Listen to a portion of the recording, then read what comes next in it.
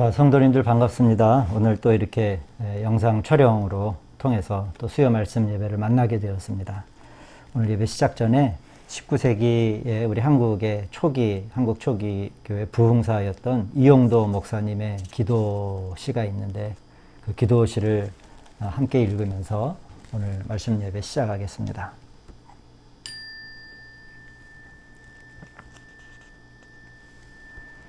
주여 우리를 불러 일으키소서. 우리는 나사로와 같이 무덤 속에 있나이다. 생각도 눈물도 피도 없는 송장입니다. 수의를 입히고 줄로 꽁꽁 묶어 놓았으니 움직일 수가 없습니다. 주여 우리를 불러 일으켜 세워주소서. 그리고 걸어 나오게 하여 주소서. 죄악이 우리의 심령을 덮어싸고 있습니다. 마귀의 사슬에 우리는 얽매여 있습니다. 주여 다 풀어주셔서 자유롭게 움직이는 몸이 되게 하여 주옵소서. 예수님의 이름으로 기도하였습니다. 아멘. 자, 오늘 우리가 함께 읽을 성경 말씀은 마태복음 7장 21절의 말씀입니다. 제가 읽을 테니까 우리 성도님들 또 한번 잘 들어보시기 바랍니다. 나더러 주여 주여 하는 자마다 천국에 다 들어갈 것이 아니요 다만 하늘에 계신 내 아버지의 뜻대로 행하는 자라야 들어가리라. 아멘. 성도님들 반갑습니다. 사실은 어제 예배 영상을 다 촬영을 했었습니다. 오늘 이제 영상을 올리려다가 아침에 이런저런 생각과 기도 가운데 좀 다른 마음을 주셔서 다시 좀 오후 시간에 다시 촬영을 하게 되었습니다. 이미 다 소식을 들으셨다시피 수도권 지역에 집회 금지 명령, 행정명령이 내려졌습니다. 우리 교회는 지난주서부터 자발적으로 현장 예배를 중단하고 모든 것을 온라인으로 대체했지만은 또 행정명령으로 중단을 한다고 하니까 좀 그 마음은 좀 다르더라고요. 속상한 마음 한쪽, 그리고 차라리 잘된 일이다 라고 생각하는 거 한쪽입니다. 성도님들도 온갖 언론과 방송에 도배된 이 교회를 중심으로 한 이 과정을 다 듣고 보셨기 때문에 제가 특별히 말씀드릴 것은 없지만은 어떤 광기와 같은 것을 끊어버릴 좀 기회가 필요한 시간이기도 하겠다, 그렇게 생각을 합니다. 하여튼 이번 조치로 인해서 확진자 숫자가 오늘 숫자를 정점으로 잡혀지기를 또 우리 간절히 기도하고 또 기도할 뿐입니다. 오늘은 좀 짧게 말씀을 좀 나누려고 합니다. 제가 몇 차례 우리 성도님들에게 강조해서 말씀을 드리지만은 하나님은 두 가지 일을 우리 사람 앞에 이렇게 놓으셨습니다. 하나는 영생이라고 하는 것을 죄인들 앞에 놓으셨고, 또 하나는 하나님의 왕국을 이미 영생을 얻은 사람들 앞에 놓으신 거예요. 하나님 보시기에는 이 놓여진 것이 다르고 그것을 놓은 부류가 다르다라고 하는 것을 알게 됩니다. 즉 하나님을 영접치 아니한 자, 쉽게 얘기하면 아직 구원을 받지 못한 자들에게는 영생이라고 하는 그 문을 이렇게 놓으신 것이고, 이미 주님을 영접한 또 말씀을 듣는 우리와 같은 사람들에게는 그 다음의 문, 하나님의 나라, 또 구체적으로는 왕 같은 제사장이 되는 하늘의 권세를 누리는 문이 이제 우리에게 있다라고 하는 것입니다. 이 부분을 우리 성도님들은 좀 잘 기억하시기를 바랍니다.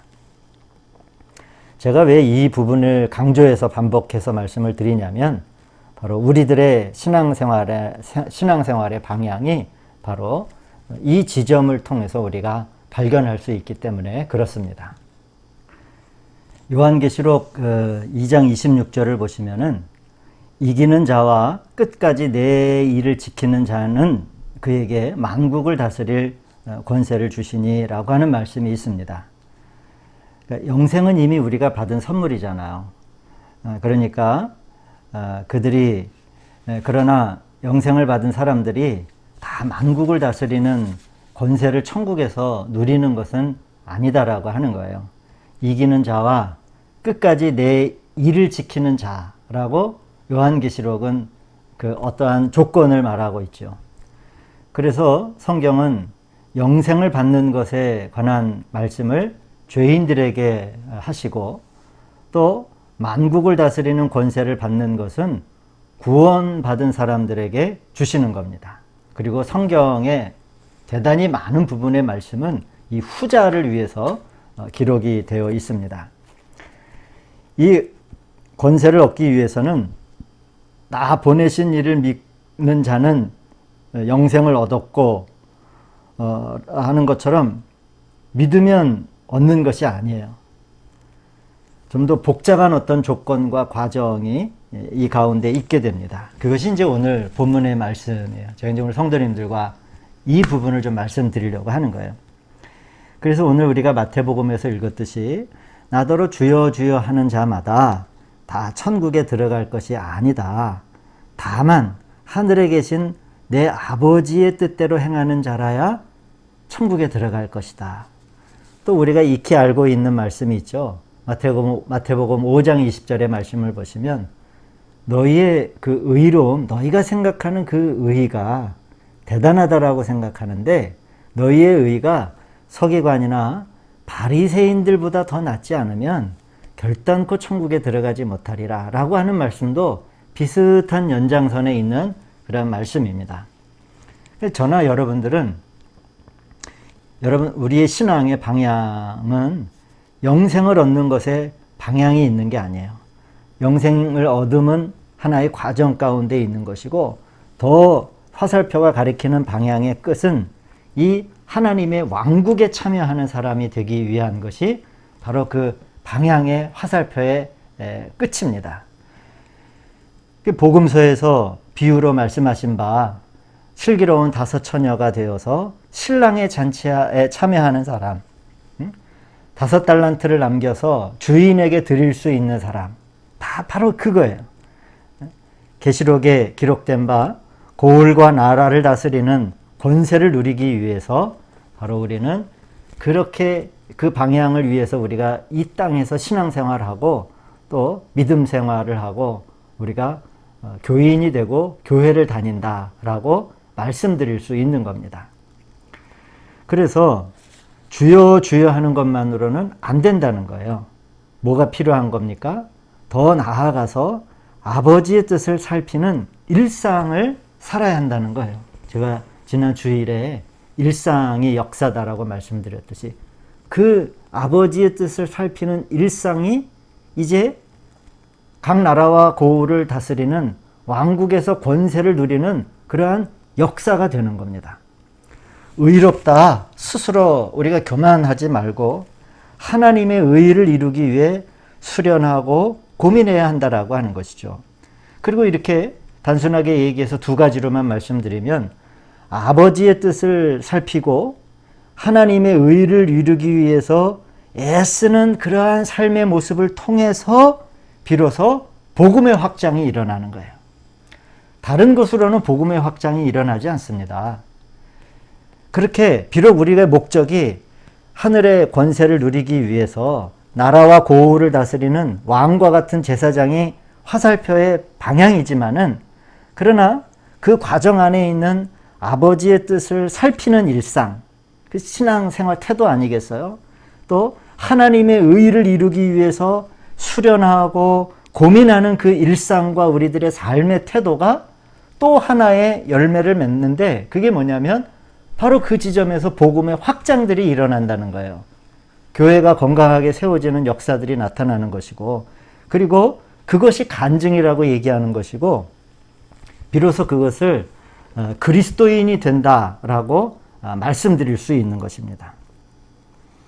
정광훈 씨에 대해서 이 시국에 말씀 안 드릴 수가 없죠.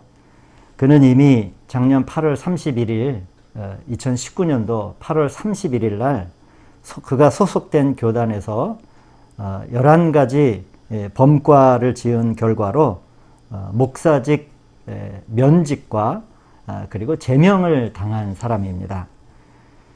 여러분, 이 교회 안에요. 교회도 교회 정치가 있습니다. 이 교회 안에는 질서가 있습니다. 저도 만일 감리교 안에서 아무리 내가 타당한 이유가 있고 변명거리가 있고 뭐 말할 거리가 있다고 하더라도 교단법에서 저를 면직 처리 결정을 내리면 저는 다음날 짐을 싸야 돼요. 그리고 대부분의 우리 전에 감리교단 소속 목회자니까 대부분의 우리 감리교 소속 목회자들은 이거에 대해서 한 번도 이것을 어긴 역사가 없어요. 그래서 질서가 있는 것이고, 그래서 여러분 이 교회 질서가 유지가 되는 거예요. 그러지 않으면 누가 성직자를 누가 어떻게 하겠어요. 그런데 나를 제명했어? 그러면 내가 나가서 돈이 조금 있으니까 교단 하나 세우지 뭐. 이렇게 하면은 어떻게 성직자들이 통제가 되고 규제를 받겠습니까? 그리고 정광훈 씨는 또 하나, 그는 이미 아주 정치 집회에서 하나님 까불지 말라고 그래? 하나님 나한테 까불면 죽어 라고 공개적으로 말한 사람입니다. 더 할 말이 없습니다. 그가 한국 교회를 어쩌다가 대표하는 사람으로 언론에 등장하기 시작을 했고, 정치인들이 그러니까 거기에 달려들었어요. 이념에 똘똘 뭉친 사람들이 그가 그렇게 앞장서서 소리를 지르니까 그를 추켜 세웠고 그를 추종했습니다. 그게 지금의 결과입니다. 파주 의료원에서 탈출한 사람이 있었다지요. 평택에 살면서 성북구 장위동에 있는 교회를 다니던 사람이에요. 거기서 확진이 됐죠. 먹고 자고 하다가. 이 사람이 어제 탈출을 했는데 오늘 새벽 1시 반쯤에 체포가 되었다고 그래요.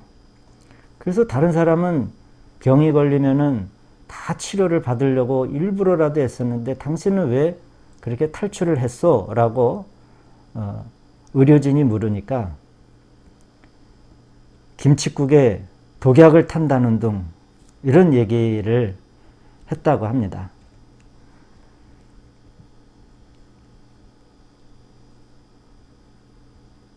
그러면 이들이 외면적으로 이교도들이고 살인자들이고 주님을 영접하지 아니한 사람들입니까?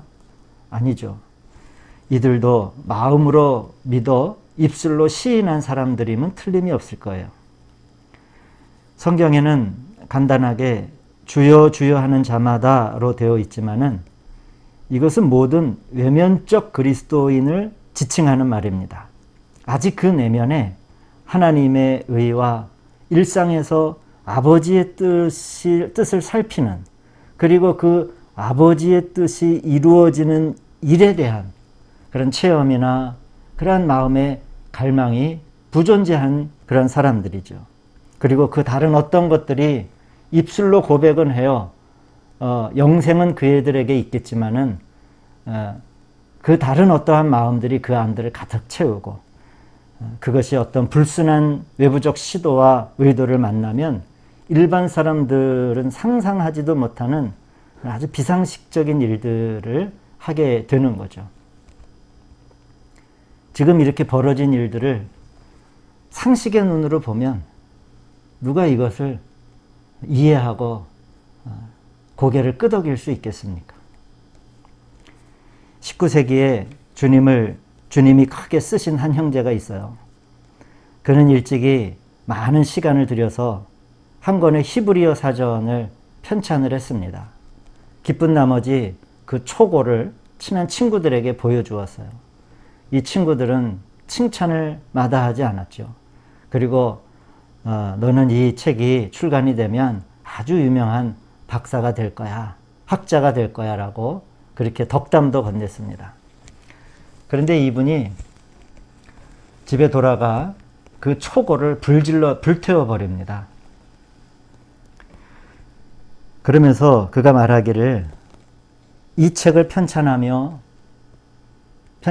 과정에 내가 주님을 사랑하고 사람의 영혼을 사랑하는 마음이 내 안에서 말라가는 것을 느꼈다. 그리고 앞으로 책을 교정하고 인쇄하는데 더 많은 시간과 힘을 소모해야 하는데 그럴 거면 차라리 불살라 버리는 게 낫다 라고 그렇게 이야기를 했다고 합니다. 책을 저술하고 편찬하는 게 큰 죄입니까? 아니죠. 그러나 이분은 자기의 일상에서 더 본질적인 것, 하나님의 의를 실현해내고 아버지의 뜻을 살피는 것에 학자가 되고 명예로운 학자가 되고 유명한 학자가 되는 게 이 아버지의 뜻을 살피는 것에 방해가 된다니까. 이것을 버린 거잖아요. 일상에서 하나님의 뜻을 살핀다라고 하는 것. 바로 그 모습이 그리스도인인 거죠. 그리고 그 지점으로부터 복음의 확장이 일어나는 거예요.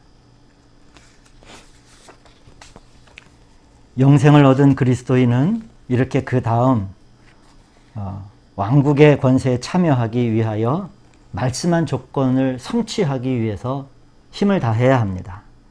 바울은 이것을 면류관을 얻기 위한 경주라고 얘기를 했고, 이렇게 일상의 삶 속에서 왕국의 권세에 참여하는 자가 되기 위하여 오늘을 돌아보고 나를 성찰하고 오늘 아버지의 뜻이 나를 통해 이루어진 일들이 있는가 하루에 영적인 일기를 쓰고 고백하는 사람, 그 사람을 우리는 그리스도인이라고 하는 것입니다. 주님의 눈에는 주여 주여 하는 자가 있어요. 그리고 또 누가 있습니까? 그리스도인이 있어요. 그리스도의 사람이 있는 거예요. 그리고 둘은 달라요. 10명의 처녀가 있습니다. 그러나 한면으로는 밖에서 슬 피우는 5명의 처녀가 있고 신랑과 함께 잔치에 참여한 5명의 슬기로운 처녀가 있다라고 하는 사실을 결코 우리는 잊지 말아야 하겠습니다. 당분간 대면 예배로 얼굴을 뵙기 어렵게 되었습니다. 이런 지경에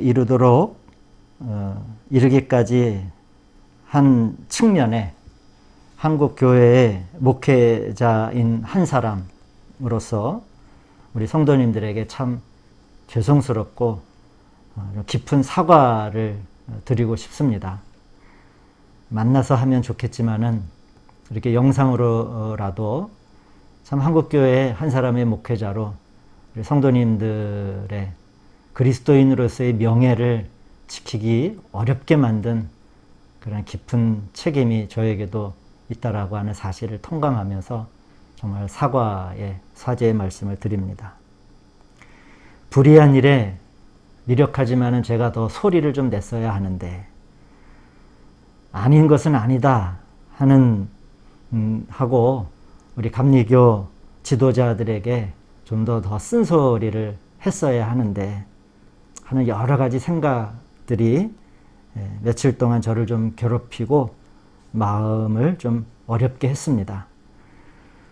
그러나 그렇다고 우리가 무너질 수는 없는 것이고 다시 처음 기초, 주여 주여 하는 자마다가 아니라 아버지의 뜻을 살피는 일에 저부터도 다시 최선을 다하고 열심을 좀 다하겠습니다. 그래도 이제 비록 비대면 예배지만 행정명령이 있지만은 교회의 문은 늘 열려 있습니다. 주님을 사랑하는 성도님들 개인적으로 이렇게 시간을 좀 정하셔서 이제 홀로 좀 기도하는 시간들을 좀 가져주시기를 바랍니다. 그래도 몇 분은 꾸준히 시간을 정해서 교회에서 기도하시는 것 같더라고요. 신약 2000년의 역사 안에서 이런 일들은 또 겪어본 일들입니다. 또 지나갈 것이고 잠시 힘들고 어렵겠지만 반드시 또 지나가야죠. 그래서 요한계시록의 말씀처럼 이기는 자와 끝까지 내 일을 지키는 사람을 찾으시는, 기다리시는 아버지의 뜻을 일상의 삶 속에서 잘 살피시고 그래서 이기시고 지켜내시는 우리 성도님들 되시길 바랍니다. 요즘 바이러스가 좀 감염력이 좀 더 발달했다고 그러죠. 우리 바이러스로부터 우리 성도님들도 안전하시고 또 잘 보호받으시기를 우리 주님의 이름으로 축원드립니다. 우리 주기도문 하시고 오늘 수요 말씀 예배 마치도록 하겠습니다.